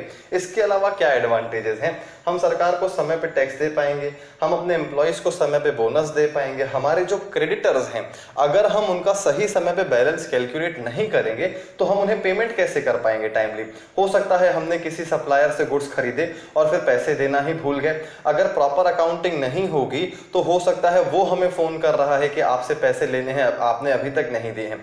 जबकि अगर हम प्रॉपरली अकाउंटिंग करते हैं, थॉरली रिव्यू करते हैं टाइमली बेसिस पे, तो हम उनका पेमेंट टाइमली कर सकते हैं। तो एडवांटेजेस ऐसे हैं जो आप अपने हिसाब से लिख सकते हैं, बहुत इजी हैं। लेकिन डिसएडवांटेजेस ऐसे हैं जो डिस्कस करने चाहिए क्लास में। तो पहला डिसएडवांटेज, ये बहुत इंपॉर्टेंट पॉइंट्स हैं। सबसे पहला डिसएडवांटेज है क्वालिटेटिव एस्पेक्ट। क्वालिटेटिव एस्पेक्ट का मतलब है अकाउंटिंग सिर्फ फाइनेंशियल इंफॉर्मेशन बेस्ड है, मतलब ये कि जो मनी मेजरमेंट होता है, मनी के एंगल से मेजरेबल चीजें हैं वो तो अकाउंटिंग में कवर कर ली गई हैं, लेकिन क्वालिटी पे फोकस नहीं किया गया है। हमारा प्रोडक्ट कितना बिकता है मार्केट में, कितनी सेल है उसकी, ये तो हम जान लेते हैं, लेकिन हमारे प्रोडक्ट की क्वालिटी कैसी है हम ये कभी नहीं जान पाएंगे। हम अपने एम्प्लॉयज को कितनी सैलरी दे रहे हैं वो तो अकाउंटिंग का पार्ट है, लेकिन उनका काम कितना अच्छा है, उसकी क्वालिटी कैसी है, ये कभी नहीं देख पाएंगे हम अकाउंटिंग में। तो अकाउंटिंग जो है वो क्वालिटेटिव एस्पेक्ट पे ध्यान नहीं देता है, सिर्फ क्वांटिटेटिव, सिर्फ फिगर्स की बात करता है। तो इसीलिए ये सबसे इंपॉर्टेंट डिसएडवांटेज है अकाउंटिंग का, और ये हमेशा रहेगा, चाहे अकाउंटिंग स्टैंडर्ड्स का डिसएडवांटेज बोलें, अकाउंटिंग का डिसएडवांटेज बोलें, कुल मिला के हमको फोकस जो है वो सिर्फ फिगर्स पे ही करना है, कभी भी क्वालिटी पे ध्यान नहीं देना है। अगर क्वालिटी पे ध्यान देना भी है तो हमारी बुक्स ऑफ अकाउंट्स की क्वालिटी अच्छी होनी चाहिए, सिर्फ इस बात पे ध्यान देना है। प्रॉपर अकाउंटिंग स्टैंडर्ड्स को फॉलो करना है, या फिर IFRS या फिर इंड AS जो भी भी अप्लाई होते हैं, जो ये जनरली अकाउंटिंग प्रिंसिपल्स हैं उनको भी प्रॉपरली फॉलो करना है। तो हम क्वालिटी भी देखते हैं तो सिर्फ अकाउंटिंग की क्वालिटी देखते हैं, हम अपने प्रोडक्ट की क्वालिटी पे ध्यान नहीं देते, हम अपने एम्प्लॉइज की क्वालिटी पे, उनके काम पे ध्यान नहीं देते, या फिर ये बोलूं कि अकाउंटिंग में हम उन पे ध्यान नहीं देते। वो एक सेपरेट पार्ट हो गया, वो मैनेजमेंट, उसके लिए सेपरेट मैनेजमेंट चाहिए। ह्यूमन रिसोर्स मैनेजमेंट हो गया, फाइनेंशियल मैनेजमेंट हो गया, कॉस्ट मैनेजमेंट हो गया। तो कुल मिला के अकाउंटिंग का पार्ट नहीं है। ये जो क्वालिटेटिव एस्पेक्ट है ये डिसएडवांटेज है अकाउंटिंग का। दूसरा डिसएडवांटेज है पर्सनल बायस, जिसको हम बोल सकते हैं अकाउंटिंग इज नॉट एग्जैक्ट। जैसा कि अभी मैंने आपको बताया कि हम डेप्रिसिएशन का कैलकुलेशन करते हैं और डेप्रिसिएशन का कैलकुलेशन एक एस्टिमेशन है। अब उस एस्टिमेशन में अगर मुझे लग रहा है कि मशीन 12% डेप्रिशिएट हो रही है तो मैं 12% रेट ऑफ डेप्रिसिएशन लूंगा, और मेरा कॉम्पिटिटर है उसको लग रहा है कि नहीं मशीन तो जल्दी खत्म हो जाएगी, वो 20% डेप्रिसिएशन लेता है। तो ये पर्सनल बायस है, मेरी सोच कुछ और है, उसकी सोच कुछ और है, और उसकी वजह से अकाउंटिंग एग्जैक्ट नहीं हो पा रही। उसका डेप्रिसिएशन कुछ और आ रहा है, मेरा कुछ और आ रहा है, और डेप्रिसिएशन की वजह से, क्योंकि डेप्रिसिएशन एक लॉस है, उसकी वजह से प्रॉफिट भी गड़बड़ हो जाता है। तो कुल मिला के अकाउंटिंग एग्जैक्ट कभी नहीं हो सकती, क्योंकि अकाउंट्स में एस्टिमेट्स का यूज किया जाता है। कुछ ऐसी जगह हैं जहां पे हमारे पास एग्जैक्ट इंफॉर्मेशन नहीं होती, कोई डॉक्यूमेंट नहीं होता, जैसे सेल का इनवॉइस या फिर परचेस का इनवॉइस जिसके बेसिस पे हम अकाउंटिंग करें, तो वहां पे हम एस्टिमेट्स का यूज करते हैं, और एस्टिमेट्स का यूज करने की वजह से एग्जैक्ट पोजीशन पता नहीं चल पाती। ये भी अकाउंट्स का एक डिसएडवांटेज है, या फिर ये बोल सकते हैं अकाउंटिंग इंफॉर्मेशन का एक डिसएडवांटेज है। Third is price level changes.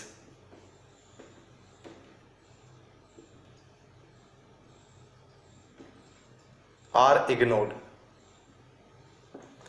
Price level changes are ignored का मतलब ये है कि हमने तो ये पढ़ा है कि हिस्टोरिकल कॉस्ट कंसेप्ट बोलता है कि हमको असेट्स को हमेशा कॉस्ट पे रिकॉर्ड करना चाहिए। तो जैसे ही हम असेट को कॉस्ट पे रिकॉर्ड करेंगे उसके बाद उसकी वैल्यू बढ़ जाती है या फिर वैल्यू कम हो जाती है, हम उसको इग्नोर कर देते हैं।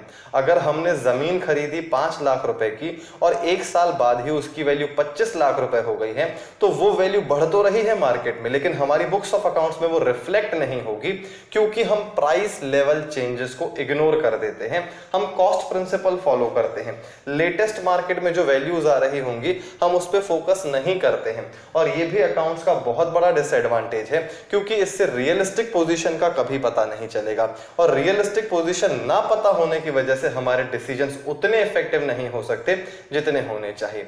तो मेरे ख्याल से ये तीनों पॉइंट समझ में आ रहे होंगे। क्वालिटी पे अकाउंट्स का फोकस नहीं है, देन पर्सनल बायस भी है, अकाउंटिंग इंफॉर्मेशन एग्जैक्ट नहीं है क्योंकि उसमें एस्टिमेट्स इन्वॉल्व है, और तीसरा प्राइस लेवल चेंजेस को भी इग्नोर किया जाता है क्योंकि हम कॉस्ट पे फोकस करते हैं, मार्केट वैल्यू पे फोकस नहीं करते। और चौथा और आखिरी डिफरेंस है विंडो ड्रेसिंग। विंडो ड्रेसिंग शायद मैंने पहले भी कवर किया है, लेकिन फिर से एक बार बता देता हूं। कई बार हम क्या करते हैं, हमको मालूम है कि 31 मार्च को प्रॉफिट कैलकुलेट होना है। जैसे अगर आपसे बोल दिया जाए कि आपके रूम की चेकिंग होने वाली है कल सुबह, तो आप क्या करते हैं, रात में ही सारी चीजें व्यवस्थित कर लेते हैं। बिल्कुल वैसे ही अगर ऑर्गेनाइजेशन को पता है कि उसकी फाइनेंशियल पोजीशन इतनी अच्छी नहीं होने वाली है, 31 मार्च को जो पोजीशन दिखेगी वो उतनी अच्छी नहीं दिखेगी, तो ऑर्गेनाइजेशन में जो मैनेजमेंट है, जो डिसीजन लेता है, वो जानबूझ के ऐसे डिसीजन ले लेगा कि लास्ट मोमेंट पे कुछ ऐसे सेल जनरेट कर दी जाएगी जो एक्चुअली सेल है ही नहीं, अपने ही कुछ लोगों को गुड्स बेच के दिखा दिए ताकि हमारी सेल बढ़ जाए और हमारा प्रॉफिट ज्यादा दिखे 31 मार्च को, फिर 1 अप्रैल को हम गुड्स वापस ले लेंगे, सेल्स रिटर्न हो जाएगा। तो ये विंडो ड्रेसिंग है। हम अपनी फाइनेंशियल पोजीशन को मैनिपुलेट करके शो कर रहे हैं, उतना अच्छा शो कर रहे हैं जितना अच्छा फाइनेंशियल पोजीशन है ही नहीं। और अगर हम ऐसा प्रोसेस फॉलो कर रहे हैं तो कर सकते हैं, क्योंकि सब अलाउड है, हम गुड्स बेच सकते हैं और बेचे हुए गुड्स वापस भी ले सकते हैं। तो हम कोई इलीगल काम नहीं कर रहे हैं, लेकिन हम मैनिपुलेशन कर रहे हैं, हम विंडो ड्रेसिंग कर रहे हैं, हम अपनी फाइनेंशियल पोजीशन को 31 मार्च के हिसाब से तैयार कर रहे हैं, डेकोरेट कर रहे हैं ताकि वो अच्छी दिखे। एक्चुअली वो अच्छी है नहीं, और फिर 1-2 अप्रैल को चीजें रिवर्स हो जाएंगी और रियलिटी जो है वो तो हमको ही पता है, वो कभी भी यूजर्स को पता नहीं चल पाएगी। क्योंकि देखिए, हम अल्टीमेटली क्या करना चाहते हैं, अकाउंट्स का जो लास्ट स्टेप है वो है कम्युनिकेशन, और कम्युनिकेशन रोज तो करना नहीं पड़ता है, 31 मार्च की इंफॉर्मेशन ही कम्युनिकेट करनी पड़ती है।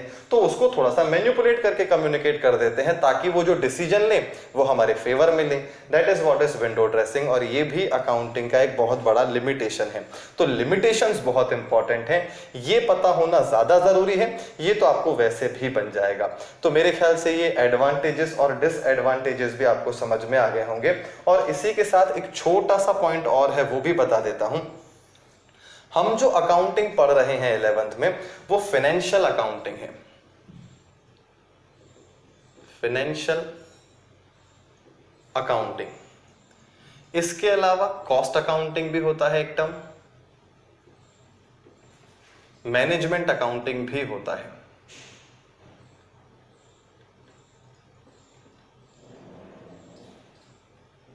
लेकिन ना तो 11th में ना ही 12th में हम कभी कॉस्ट अकाउंटिंग की बात करेंगे, ना ही कभी मैनेजमेंट अकाउंटिंग की बात करेंगे। ये एक्चुअली अलग अलग अकाउंटिंग की ब्रांचेस हैं, तीनों का अपना अपना ऑब्जेक्टिव है।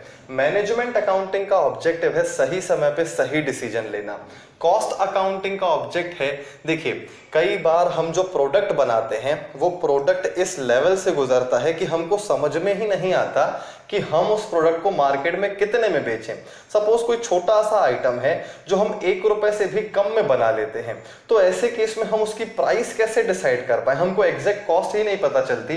लेबर भी काम कर रहे हैं, मशीनें भी चल रही हैं, और इलेक्ट्रिसिटी का बिल भी आता है, बहुत सारे और भी खर्चे होते हैं। तो इन सारे खर्चों से हम उस पर्टिकुलर प्रोडक्ट की कॉस्ट नहीं निकाल पा रहे हैं, तो वो चीजें कवर होती हैं कॉस्ट अकाउंटिंग में। या फिर हम सपोज हमारा ट्रेवलिंग का काम है, हम गुड्स का भी मूवमेंट करवाते हैं और लोगों का भी मूवमेंट करवाते हैं, मतलब कि ट्रांसपोर्टेशन का भी काम है, ट्रेवलिंग का भी काम है। तो ऐसे केस में गाड़ियां रोज चल रही हैं, किसी गाड़ी का एवरेज अच्छा है, किसी का खराब है, कभी डीजल का रेट कुछ और है, कभी डीजल का रेट कुछ और है। तो ऐसे केस में हमको समझ में नहीं आता कि जो सर्विस हम दे रहे हैं उसकी कॉस्ट कितनी पड़ रही है, तो वो कॉस्ट अकाउंटिंग का पार्ट है। लेकिन अभी फिलहाल हम कभी भी 11th में और 12th में कॉस्ट अकाउंटिंग की बात नहीं करेंगे, फाइनेंशियल अकाउंटिंग की ही बात करते रहेंगे हमेशा। फाइनेंशियल अकाउंटिंग का मतलब यह है कि जितने भी फाइनेंशियल ट्रांजैक्शंस हो रहे हैं उनको रिकॉर्ड कीजिए और उसके बेसिस पे पूरे साल भर का प्रॉफिट का पता लगाइए। तो ये फाइनेंशियल अकाउंटिंग है जो हम कर रहे हैं यहाँ पे। कॉस्ट अकाउंटिंग, प्रोडक्ट की कॉस्ट निकालना, सर्विस की कॉस्ट निकालना, इसका ऑब्जेक्टिव है, हमारे कोर्स में फिलहाल नहीं है। मैनेजमेंट अकाउंटिंग का काम है कि मैनेजरियल डिसीजंस के लिए अकाउंटिंग करना, जिस भी पर्टिकुलर फील्ड में जरूरत हो, वो भी हमारे कोर्स का पार्ट नहीं है फिलहाल। तो इनके बारे में थोड़ा बहुत पता होना चाहिए, लेकिन डिटेल में अगर आपको कोई चीज पता होनी चाहिए तो वो है फाइनेंशियल अकाउंटिंग। एक्चुअली इनको बोला जाता है सब फील्ड्स ऑफ अकाउंटिंग या फिर ब्रांचेस ऑफ अकाउंटिंग। तो एग्जाम में actually MCQ based question paper जब आएगा तो उनमें से ये पूछा जा सकता है कि हम कौन सी सब फील्ड में डीलिंग करते हैं। तो हम फाइनेंशियल अकाउंटिंग में डील करते हैं, हम कॉस्ट अकाउंटिंग की बात नहीं करते और मैनेजमेंट अकाउंटिंग की बात भी नहीं करते। तो मेरे ख्याल से ये सारी बातें आपको समझ में आ गई होंगी। बहुत सारे पॉइंट्स हमने कवर कर लिए चैप्टर नंबर 1 के। 1-2 पॉइंट्स ऐसे होंगे जो मिस हो गए होंगे, लेकिन वो एग्जाम पॉइंट ऑफ व्यू से इंपॉर्टेंट नहीं होंगे। रीड कर सकते हैं आप, और अगर आपको समझ में ना आए तो आप डाउट्स पूछ सकते हैं। और फिर अब इस पोजीशन में है कि इस चैप्टर को कंक्लूड कर लेते हैं अपन। आप इस डिस्कशन को नोट कीजिए, फिर कंक्लूड करते हैं। अब देखिए, चैप्टर नंबर 1 के पॉइंट्स तो हमने डिस्कस कर लिए हैं, लेकिन आपको इसका बेनिफिट तब मिलेगा जब आपने बुक में प्रॉपर मार्किंग की हो। अगर कर ली है तो बहुत अच्छी बात है, नहीं तो बुक लेके बैठिएगा और फिर से उन पॉइंट्स को मार्क कीजिएगा जो मैंने आज वाली क्लास में बताए हैं। एग्जाम पॉइंट ऑफ व्यू से यही इंपॉर्टेंट है, बाकी डिस्कशन इंपॉर्टेंट नहीं है, उसको आप छोड़ सकते हैं। लेकिन जो बातें मैंने आज बताई हैं उनको बुक से भी रीड करना है और जो मैंने बोला है उसको भी नोट करना है, ताकि सारी चीजें आपको प्रॉपरली समझ में आ जाए। तो आज वाली क्लास को यहीं कंक्लूड करते हैं, कल कंटिन्यू करेंगे आगे। Thank you so much.